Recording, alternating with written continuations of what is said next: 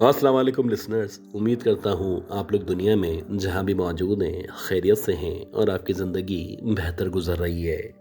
जैसा कि आपको अंदाज़ा है कि हर रोज़ सर्दी में इजाफ़ा हो रहा है और मैं चाहता हूँ कि मेरे लिसनर्स ख़ास तौर पे मेरे चाहने वाले और ऐसे सब्सक्राइबर्स जो शुरू से ही मुझे सपोर्ट किया करते हैं, ऐसे ही सपोर्ट करते रहें और मेरी वीडियोज़ को लाइक करते चले जाएँ। अच्छा गाइस, आज की ये जो कहानी है ये बड़ी स्ट्रेंज कहानी है और ये कहानी हमें इंडिया से मिस अब्रिश ने शेयर की है। ये बताती है किस्सा, ये कहानी, ये वाकया उनकी अपनी फैमिली के साथ अब से तकरीबन 11 या 12 साल पहले पेश आया था। ये बताती है बेसिकली इनका जो ताल्लुक है वो इंडिया के एक ऐसे विलेज से है जहाँ से शहर कोसों दूर मौजूद है। अब ज़ाहिर सी बात है, हम उस दौर में भी और आज के दौर में भी गांव की सबसे पावरफुल या सबसे फाइनेंशियली स्ट्रॉन्ग फैमिली हैं। तो हमारे उस दौर में भी जब ये वाकया मेरे साथ पेश आया था, हालात बहुत अच्छे थे और हमारे पास उस दौर में भी एक बहुत ही अच्छी गाड़ी मौजूद थी।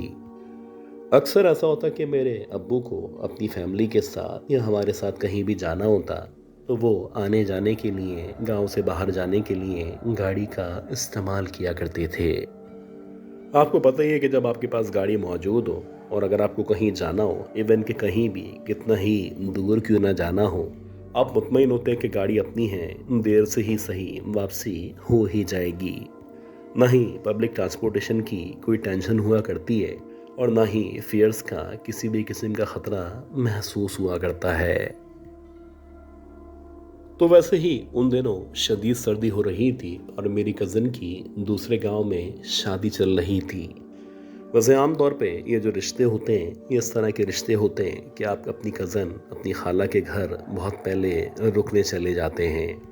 लेकिन पता नहीं क्यों शुरू से ही मेरे अब्बू की आदत थी कि कोई भी शादी होती, कोई भी प्रोग्राम होता, उधर ज़रूर जाते, लेकिन वहाँ पे या उनके घर में रुकने से परहेज़ किया जाता। मेरे अब्बू को शुरू से ही किसी और के घर में रुकना या हमें रुकने देना पसंद नहीं था। अब ऐसा क्यों था? जाहिर सी बात है, इसके पीछे कुछ वजूहात भी थीं। खैर, बात यह है कि हम लोग अपनी कज़न की शादी से फ्री हुए तो रात के तकरीबन 12 साढ़े 12 बजे का टाइम हो रहा था। खैर, हम लोग शादी से फ्री हुए और हमारी कज़न का जो घर है उसके घर से हमारे घर का जो रास्ता था, आप कह सकते हैं कि 1 से 1.5 घंटे का रास्ता था। और वो भी इस तरह का रास्ता था, मुकम्मल तौर पे सुनसान वीरान रास्ता था। यहाँ पे इस कदर सर्दी हुआ करती थी कि आम तौर पे लोग असर के बाद ही अपने अपने घरों में महसूर हो जाते। आज के दौर में भी हमारे गांव में या इस रास्ते में स्ट्रीट लाइट्स वगैरह का कोई कॉन्सेप्ट मौजूद नहीं है। खैर, किस्सा मुख्तसर, रात के तकरीबन 12 साढ़े 12 1 बजे हम लोग उस गांव से, उस जगह से अपने घर के लिए रवाना हुए। मेरे अब्बू की शुरू से आदत थी, जब भी वो गाड़ी चलाते तो बहुत ज़्यादा ओवर स्पीडिंग करते। इसकी वजह ये नहीं थी कि उनको इस तरह का कोई शौक था।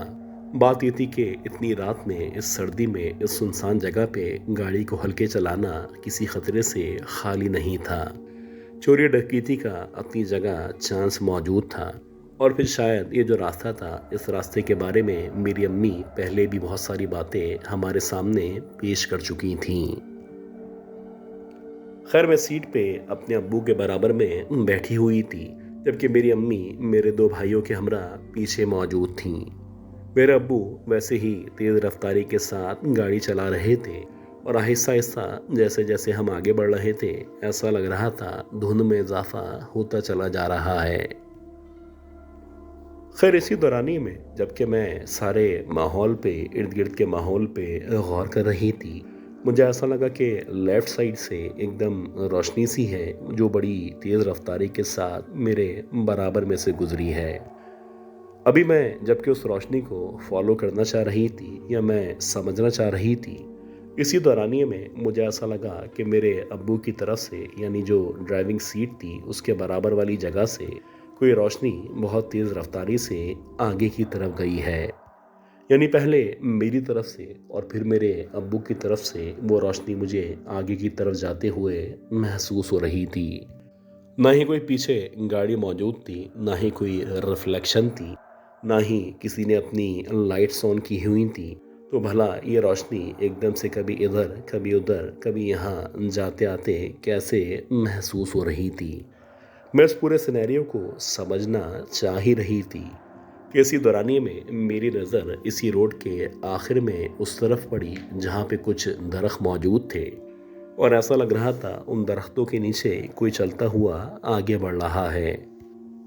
जाहिर सी बात है, सर्दी भी थी, धुंध भी थी, और हल्का हल्का जो नज़ारा कुछ सेकंड मैंने देखा उसके मुताबिक ऐसा लग रहा था जैसे कोई औरत, जैसे कि गांव की औरतें लिबास पहना करती हैं, गांव के से लिबास में अपने सर के ऊपर कोई टोकरी या इस तरह की चीज़ रख के आगे बढ़ती चली जा रही है।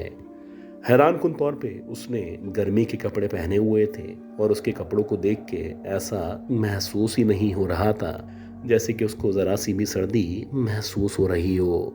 हालांकि उसका पेट, उसका आधा जिस्म खुला हुआ था, और वो बड़े इत्मीनान के साथ सर पे टोकरी रखे आगे बढ़ती चली जा रही थी।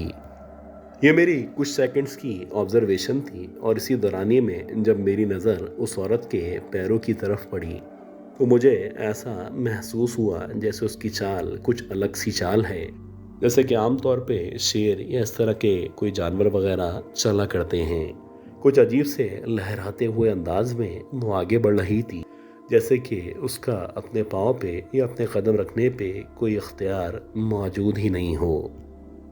अजीब बात ये थी कि जब मैंने दोबारा से उस औरत के पैरों के ऊपर गौर किया तो अब मुझे उसके पंजे आगे के बजाय पीछे की तरफ महसूस हो रहे थे। हालांकि उसके पैर उल्टे थे, लेकिन वो आगे बढ़ती चली जा रही थी। खैर, इसी दौरानिए में जबकि मैं इस मंजर को मजीद समझ पाती, मेरी अम्मी ने मुझे पीछे से कहा और मेरे भाई बहनों को भी कहा कि जल्दी से आंखें बंद कर लो। अब जैसे ही हम सब ने आंखें बंद की तो मेरी अम्मी ने आयतुल कुर्सी की तिलावत शुरू कर दी। हैरान कुन बात ये थी कि मेरी अम्मी के साथ साथ मेरे अब्बू ने भी बार बार ज़ोर ज़ोर से आयतुल कुर्सी पढ़ना शुरू कर दी थी, और हमें बार बार कहा जा रहा था कि आंखें हरगिज़ नहीं खोलना। खैर, ऐसा ही हुआ कि तकरीबन 4 या 5 मिनट तक, जब तक कि हमने ये रोड मुकम्मल तौर पे अबूर नहीं कर लिया, मैंने, मेरे भाई बहनों ने मुसलसल अपनी आंखों को बंद रखा। मुझे थोड़ा बहुत अंदाज़ा हो चुका था कि मामला कुछ न कुछ गड़बड़ ज़रूर है। और ऐसे हुआ कि जब हम घर पहुँचे, घर पहुँचने के बाद हम लोगों ने अपनी अम्मी से ज़िद की, तो उन्होंने कहा कि बेटा, जो औरत रास्ते में चलती हुई दिखाई दे रही थी, जिस औरत के पैर उल्टे पैर थे, कहा जाता है कि वो एक चुड़ैल है, और अक्सर रात में जो यहाँ से गुजरा करता है उससे वो लिफ्ट मांग के या फिर मुख्तलिफ तरीक़ों से अपनी तरफ मुतवज्जो करके उनको रोकने की कोशिश किया करती है। और जो लोग उस औरत की बातों में आ जाते हैं, यकीनन वो या तो बेहोश हो जाते हैं या फिर कुछ लोग अपनी जान से भी हाथ धो बैठे हैं। अल्लाह जानता है कि सुनने के बाद मुझे इस मामले की संगीनी का अंदाज़ा हुआ, और मैंने अपने अम्मी अब्बू से कहा कि आज के बाद इतनी रात में हम उस रोड से नहीं गुजरेंगे।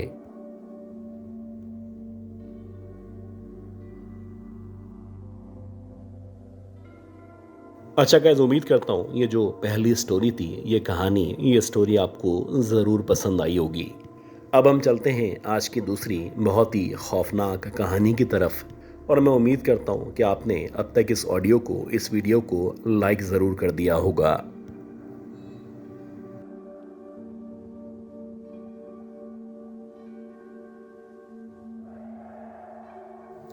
अक्सर आपके जानने वालों में या आपके जानने वालों के ऑफिस में कोई ना कोई ऐसी जगह ज़रूर मौजूद होती है जिसके बारे में बहुत सारे किस्से, बहुत सारी कहानियाँ मशहूर हुआ करती हैं।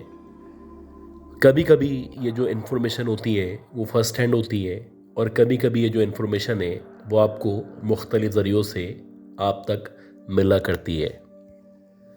जिस शहर में, जिस मुल्क में या जिस कॉन्टिनेंट में हम लोग रहा करते हैं, वहाँ पे इस तरह के बहुत सारे ऑफिसेस, बहुत सारी इमारतें, बहुत सारे घर मौजूद हैं जिनके बारे में बहुत सारे किस्से, बहुत सारी कहानियाँ मशहूर हैं। और आज जो किस्से, जो कहानियाँ मैं आपको सुनाने वाला हूँ, ये जो भी वाक़यात थे, ये मेरे अपने साथ, मेरे अपने ऑफिस में या मेरे ऑफिस के लोगों के साथ पेश आए थे। आजकल मैं अपने मुल्क पाकिस्तान में मौजूद हूँ, लेकिन पाकिस्तान छोड़ने से पहले या यहाँ से दूसरे मुल्क जाने से पहले मैं जहाँ पे जिस इदारे में काम किया करता था वो बेसिकली एक ऑटोमोबाइल कंपनी थी जो पिछले तकरीबन 5 या 6 सालों से पाकिस्तान के अंदर मौजूद है। मैं वहाँ पे एज डिप्टी मैनेजर काम किया करता था। अब क्योंकि अगर आप किसी पोस्ट पे होते हैं तो आपकी जो जिम्मेदारियाँ हैं वो बहुत ज़्यादा हुआ करती हैं। तो इसी तरह मेरे अंडर में बहुत सारे लोग थे और उन लोगों से मुझे काम करवाना होता था। अगर आप किसी से काम करवाना चाहते हैं तो आपको ख़ुद भी इस कदर एफिशिएंट होना पड़ता है कि लोग आपको देख के खुद ब खुद काम करना शुरू कर दें। मेरी कोशिश होती थी कि मैं टाइम पे ऑफिस पहुंचूं, बल्कि टाइम से 15 या 20 मिनट पहले ऑफिस पहुंच जाऊं, क्योंकि अगर मैं ही देर से जाऊंगा तो बाकी जो स्टाफ है या जो मेरे अंडर में लोग काम किया करते हैं वो भला टाइम पे क्यों आएंगे। ये जो ऑटोमोबाइल इंडस्ट्री थी या इसका जो एक डीलरशिप थी जो कि आज भी मौजूद है, ये साइट एरिया कराची में मौजूद थी। हमारा जो ऑफिस था वो वैसे तो 9:30-10 बजे लगा करता था, लेकिन मेरी कोशिश होती थी कि 8:30 पौने 9 बजे तक पहुंच सकूं। मैं जब भी घर से निकला करता था तो मेरी कोशिश होती थी कि आयतल कुर्सी पढ़ूं या हिसार करके घर से निकलूं, लेकिन ये जिस दिन का वाकया है उस दिन इत्तेफाक से मैं जल्दी में घर से निकला और शायद मेरे जहन से स्किप हो गया कि मैं आयतल कुर्सी पढ़ूं या रास्ते में तिलावत करूं। बहरहाल मैं ऑलरेडी लेट हो चुका था और जब मैं ऑफिस पहुंचा तो ऑफिस में जैसे कि आप पहुंचते हैं तो एक हडल या एक मीटिंग हुआ करती है। तो वैसे ही वो जो मीटिंग थी वो स्टार्ट हो चुकी थी और जो मेरे जनरल मैनेजर थे वो इसको लीड कर रहे थे। अब हमारे ऑफिस में एक फार्मूला था कि अगर आप ऑफिस में लेट आते हैं या मीटिंग में देर से पहुंचते हैं तो आपकी सज़ा होती है कि आपको उस मीटिंग में ना शामिल किया जाएगा और ना ही जितने भी लोग हैं वो आपसे उसका एजेंडा शेयर करेंगे। खैर मुझे अफसोस था कि मैं लेट हो चुका हूँ और नीचे जहाँ पे वेटिंग एरिया था या जहाँ पे मेरी सीट मौजूद थी मैं वहाँ पे बैठ के लैपटॉप यूज़ कर रहा था। मुझे पता था कि थोड़ी देर बाद जब जनरल मैनेजर नीचे आएंगे तो मुझे बातें तो सुननी ही पड़ेंगी। इसी दौरानिए में जबकि मैं लैपटॉप यूज़ कर रहा था और पूरे फ्लोर पे कोई भी मौजूद नहीं था, तो एकदम से मुझे ऐसा लगा कि जैसे किसी ने मेरे कान पे आके फूंक मारी है। और ये जो फूंक थी ये इस कदर करीब से थी कि ऐसा लग रहा था कि कोई बिल्कुल मेरे कान के करीब मौजूद है और उसका जो मुंह है या उसके सांसें लेने की भी आवाज़ आ रही है। बहरहाल जैसे ही मैंने ये फूंक सुनी तो मैं खड़ा हो गया और मुझे अंदाज़ा हो चुका था कि वो फिर आ गई है। ये उसका स्टाइल था कि जब भी वो ऑफिस के अंदर एंटर हुआ करती थी या उसको अपनी प्रेजेंस किसी को शो करनी होती थी तो सबसे पहले वो उसके कान पे फूंक मारा करती थी। मुझे अच्छी तरह याद है कि जब मेरा इंटरव्यू हुआ था तो जो इंटरव्यूअर था या जो एचआर मैनेजर था उसने जब मुझसे इंटरव्यू ले लिया और मुझे हायर कर लिया तो उसके बाद उसने मुझसे कहा था कि कहीं तुम्हें डर तो नहीं लगता। अब जब उसने इस तरह का अजीब सा सवाल किया तो मेरे जहन में यह आया कि शायद जैसे ऑफिस में सियासत हुआ करती है, डिप्लोमेसी हुआ करती है, तो शायद ये उस तरफ इशारा कर रहा है। मैंने कहा नहीं, डरने की कोई बात नहीं है, इस इंडस्ट्री में डिप्लोमेट्स हुआ करते हैं और आपको उनसे निपटना आना चाहिए। वो कहने लगा कि मैं इस डर की बात नहीं कर रहा, मैं जिस डर की बात कर रहा हूँ उसके बारे में तुम्हें अनकरीब पता चल जाएगा। खैर ये जो वाकया मेरे साथ पेश आया, मैं फ़ौरन से खड़ा हुआ और अब मैं एक्सपेक्ट कर रहा था कि कभी भी कहीं से भी एकदम से वो मेरे सामने आ जाएगी। खैर मैंने जल्दी से आयतल कुर्सी पढ़ना शुरू की और जैसे तैसे सीढ़ियों से भागता हुआ जहाँ पे हडल हो रहा था, यानी वो जो मीटिंग रूम था, उसके अंदर एंटर हो गया। हालांकि मैंने जो हरकत की थी ये बड़ी अजीब सी हरकत थी, लेकिन बजाय इसके कि मैं उसका सामना करता, जनरल मैनेजर की बातें सुनना ज़्यादा बेहतर था। खैर, इसी तरह 2-4 दिन मज़ीद गुजरे। रात के तकरीबन 6:30-7 बजे का टाइम था और उस वक्त मगरिब जो है वो 5:45-6 बजे तक हो जाया करती थी। यानी कि मगरिब की अजान हो चुकी थी और अंधेरा हो चुका था। तो अक्सर ऐसा होता था कि जो हमारा ऑफिस स्टाफ है, जब वो चला जाता था तो 1-2 पियून्स को या फिर ऑफिस बॉय को रोका जाता था, क्योंकि जो हमारी डीलरशिप थी ये मुकम्मल तौर पे गिलास वर्क पे मुश्तमिल थी। तो इन पियून्स की या इन ऑफिस बॉयज़ की जिम्मेदारी थी कि ये घर जाने से पहले इन गिलास को साफ करके जाएंगे। खैर, इसी इरादे से एक जो ऑफिस बॉय था ये फर्स्ट फ्लोर पे मौजूद था और ऊपर भी मुकम्मल तौर पे गिलास वर्क हुआ था। ये जिस रूम के अंदर सफाई कर रहा था या जहाँ पे ये शीशा साफ कर रहा था, उस रूम से जो बाहर का हिस्सा था वो बेसिकली छत का हिस्सा था और यहाँ से खड़े खड़े छत का जो नज़ारा है वो बिल्कुल सामने नज़र आया करता था।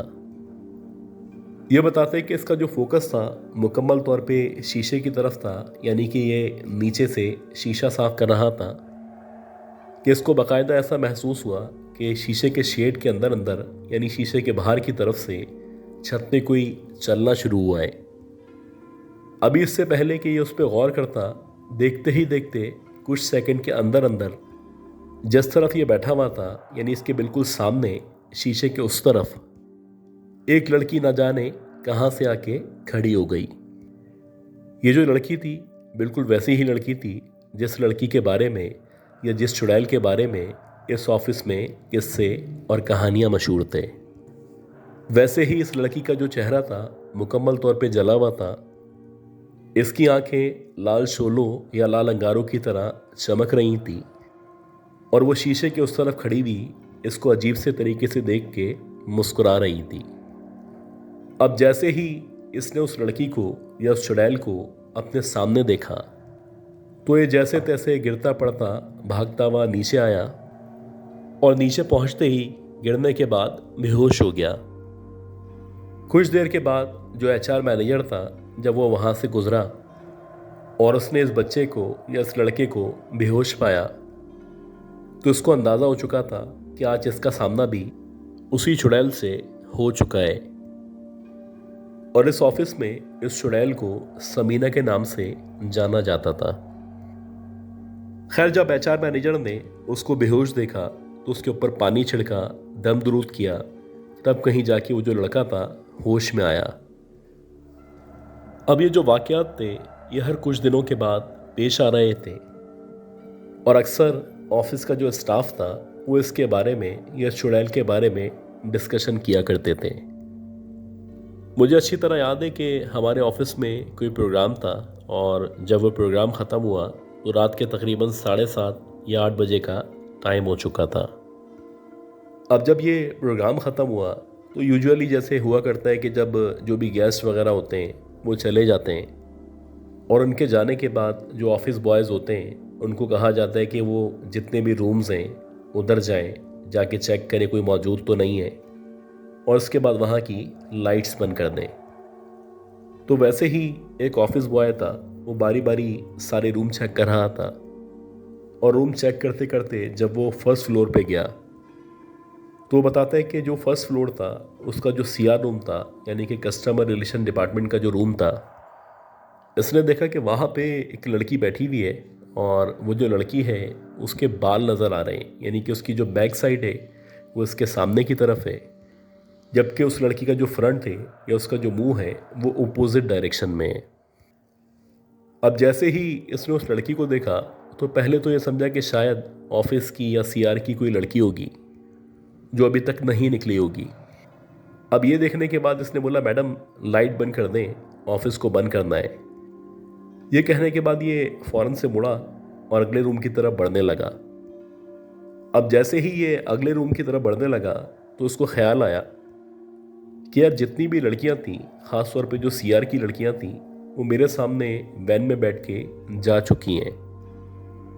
जबकि ये सारी की सारी लड़कियां जा चुकी हैं तो बिलाखिर इस रूम में ये जो लड़की बैठी हुई है ये कौन है। अब ये जैसे ही दोबारा से पलटा और इसने उसी रूम में उसी सीट पे देखा तो अब उस सीट पे कोई भी मौजूद नहीं था। ये देखने के बाद इसके तो आसान ख़ता हो गए। इसने सारे काम छोड़े, लाइट्स वगैरह सब छोड़ी और जैसे तैसे ये भागता गिरता पड़ता नीचे आया। अच्छा, जब भी उस ऑफिस में इस तरह के वाक़यात पेश आते थे तो जिसके साथ भी ये वाक़यात पेश आते थे वो 3 से 4 दिन तक शदीद बीमार रहता था, उसको शदीद बुखार रहता था और काफ़ी ज़्यादा दम दुरूद के बाद या दवाई वगैरह लेने के बाद वो नॉर्मल हुआ करता था। अच्छा, इसी तरह मेरा एक सीनियर था जो कि बड़ा नमाजी परहेज़गार था और उसने माशाल्लाह दाढ़ी वगैरह भी रखी हुई थी। तो उसको जब बताया गया था कि इस ऑफ़िस में इस तरह के किस्से पेश आते हैं तो वो क्या करता था कि जब भी वो ऑफ़िस में आता था एक तो दम दुरूद करके आता था, उसके बाद वो ऑफिस में आने के बाद तिलावत किया करता था और तिलावत करने के बाद अपने काम शुरू किया करता था। अच्छा, ये सब करने से उसको ये फ़ायदा तो था कि उसको वो लड़की ना नज़र आती थी, ना उसको कोई नुकसान पहुंचाती थी और ना ही उस चुड़ैल की कोई प्रेजेंस इसको फील होती थी। लेकिन ये बताते हैं कि कुछ अरसे तक तो सब नॉर्मल था, लेकिन उसके बाद ऐसा होना शुरू हुआ कि जो उसका घर था उसके घर में बारी बारी करके सब बीमार होना शुरू हुए। ख़ास तौर पे उसकी जो बेटी थी, हर कुछ दिनों के बाद वो शदीद बीमार हो जाए। ये अच्छे से अच्छे डॉक्टरों को दिखाए और जब डॉक्टरों से रब्ता हो, वो चेक करें तो सारी रिपोर्ट्स नॉर्मल हो। खैर, कुछ अरसे बाद जब इसने अपनी करीबी मस्जिद के इमाम साहब से रब्ता किया और उनसे पूछा कि भाई मेरे साथ ये मसला हो रहा है कि जो मेरी बेटी है वो बिला वजह बीमार हो जाती है और ना सिर्फ बीमार होती है बल्कि 7-7 8-8 दिन तक इस कदर शदीद बीमार हो जाती है कि वो कोई भी काम करने के काबिल नहीं रहती। बहरहाल वो जो भी मौलवी साहब थे या जो भी इमाम साहब थे, जब उन्होंने इसकी ये बात सुनी तो उन्होंने अपने तौर पे हिसाब लगाया और हिसाब लगाने के बाद उन्होंने यही कहा कि क्योंकि तुम पाक साफ रहते हो, तुम जिस ऑफिस में काम करते हो तो वहाँ पे जो मखलूक मौजूद है वो इस चीज़ को बर्दाश्त नहीं कर पाती, तो वो हत्तुल इम्कान कोशिश करती है कि कोई भी ऐसा काम करे कि जिसकी वजह से या तो तुम ऑफिस ना आ सको या तुम ज़्यादा से ज़्यादा इस ऑफिस से बाहर रहो। अब ये सुनने के बाद जो मेरा वो कुलीग था या जो भी मेरा दोस्त था, उसने वाकई में अवॉइड करना शुरू कर दिया था कि वो ऑफिस में कम से कम टिका करता था, क्योंकि उसको यकीन था कि ये जो कुछ हो रहा है यानी इसके घर में जो बीमार हो रहे हैं वो उसी चुड़ैल या उसी बदरू की वजह से सारे के सारे बीमार हो रहे हैं। अच्छा, इसी तरह इसी दौरानिए में एक दफ़ा ऐसा हुआ कि एक ऑफिस बॉय था, वो समझ लें कि मगरिब होने वाली थी या मगरिब से 15 मिनट पहले का टाइम था, वो वॉशरूम के अंदर चला गया। अब वो वॉशरूम के अंदर चला तो गया, लेकिन जब वो वॉशरूम से बाहर निकलना चाह रहा था तो लाख कोशिशों के बावजूद भी ना वो दरवाज़ा खुल रहा था, ना उसकी आवाज़ उसके मुंह से निकल पा रही थी। हालांकि वो बताता है कि मैं बार बार नॉक कर रहा हूँ, आवाज़ें निकाल रहा हूँ, लेकिन ऐसा लग रहा है कि मेरी आवाज़ बाहर नहीं जा पा रही। मैं दरवाजे को खोलने की या उस पर हाथ मारने की कोशिश कर रहा हूँ, लेकिन ये सारी की सारी जितनी भी कोशिशें हैं वो नाकाम हो रही हैं। खैर, अल्लाह अल्लाह करके जब दरवाज़ा खुला तो मगरिब की नमाज के बाद का टाइम था, यानी कि तकरीबन 15 से 20 मिनट तक ये ऑलरेडी वॉशरूम के अंदर गुजार चुका था। ये बताते हैं कि जैसे ही फिर वॉशरूम का दरवाज़ा खुला तो मेरी नज़र जब सामने की तरफ पड़ी तो मैंने देखा कि सामने वही चुड़ैल जिसको हरफ आम में समीना कहा जाता था खड़ी हुई है, और ना सिर्फ खड़ी हुई है, मुझे देख के अजीब से तरीके से मुस्कुरा रही है। ये बताते हैं कि मुश्किल से मैंने उसको 5 या 7 सेकंड तक देखा होगा। उसके बाद मैंने एक ज़ोर से चीख मारी और मैं उधर ही बेहोश हो गया। फिर जब चीखने की आवाज़ आई तो जो भी सराउंडेड लोग थे या जो करीबी डिपार्टमेंट के लोग थे वो सारे के सारे उसके पास जमा हुए। वही उस पर पानी वगैरह डाला गया, उस पर दम दुरूद किया गया, तब कहीं जाके उसकी जो हालत थी वो कदरे बेहतर हुई। अच्छा, वहाँ का जो सबसे अहम वाक़या था वो इस तरह से था कि हमारा जो हेड था यानी हेड ऑफ सेल्स था, वो उसकी आदत थी कि वो 8 बजे तक 7:30 बजे तक बैठा करता था। अब उसका एडवांटेज ये था कि उसका जो ऑफिस था जहाँ से आप एंटर होते हैं एंटर होते ही सामने ही उसका कमरा बना हुआ था। यानी कि फ्लोर पे कौन मौजूद है, पीछे क्या हो रहा है, ऊपर क्या चल रहा है, उसका उससे कोई ताल्लुक़ नहीं था। तो वैसे ही वो बैठा हुआ था और 7 साढ़े 7 बजे का टाइम था। उसके बिल्कुल सामने यानी जहाँ पे एंट्रेंस है उसके बाहर गार्ड बैठा हुआ था। ये बताते हैं कि मुझे अजीब सी किसी औरत के चीखने की आवाज़ सुनाई दी। अब जैसे ही इसको किसी औरत के चीखने की आवाज़ सुनाई दी तो ये उठा अपनी सीट से और इसने अपना जो भी गिलास रोड था उसको खोला और खोलने के बाद सबसे पहले राइट साइड पे देखा। अब राइट साइड पे बहुत बड़ा सा फ्लोर मौजूद था और जैसे ही ये फ्लोर ख़त्म होता है तो फ्लोर ख़त्म होने के बाद स्टेयर्स थी, जो स्टेयर्स सामने थी और स्टेयर्स से घूमते हुए आप ऊपर जाया करते थे। ये बताते हैं कि जैसे ही मेरी नज़र स्टेयर्स पे पड़ी तो मैंने देखा कि स्टेयर्स के ऊपर वही चुड़ैल जिसे उर्फ़े आम में वहाँ पे समीना कहा जाता था, ना सिर्फ बैठी हुई है बल्कि उसको बहुत ही गुस्से से अजीब सी हालत में देख रही है, जैसे कि वो शायद नाराज़गी का इजहार कर रही हो या वो एक्सेप्ट नहीं कर रही हो कि वो इतनी रात में इतनी देर तक ऑफिस में रुके। ये बताते हैं कि जैसे ही मैंने उस लड़की को देखा तो उसको देखने के बाद बजाय इसके कि मैं उसकी तरफ जाता, मैं सीधा जो एग्ज़िट था एग्ज़िट से भागता हुआ जहाँ पे गार्ड खड़ा हुआ था उधर जाके रुक गया। 15 से 20 मिनट तक मैं वहाँ पे खड़ा रहा और उसके बाद गार्ड की मदद के साथ वापस आया। और जब मैं वहाँ पे वापस आया तो इत्तेफाक से वहाँ पे कोई भी मौजूद नहीं था।